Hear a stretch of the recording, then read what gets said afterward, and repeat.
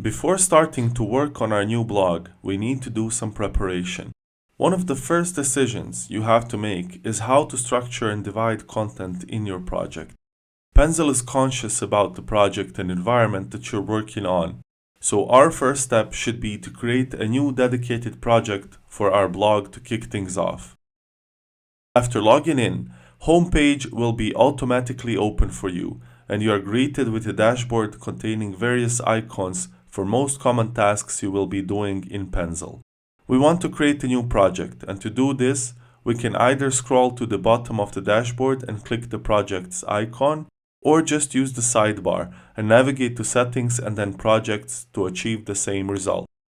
We can see a list of all the projects we have the permission to interact with, but instead of choosing one, we will click the New Project icon to open up the Project Creation wizard.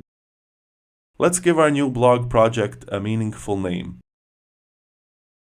Notice that the code name gets automatically generated based on the project name. Project code name will appear in the API responses related to this project. We can give our project a description,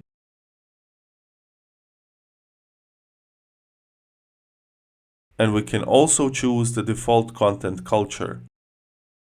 Content culture is preset to English, but keep in mind that this is a value you can always change in Penzle settings.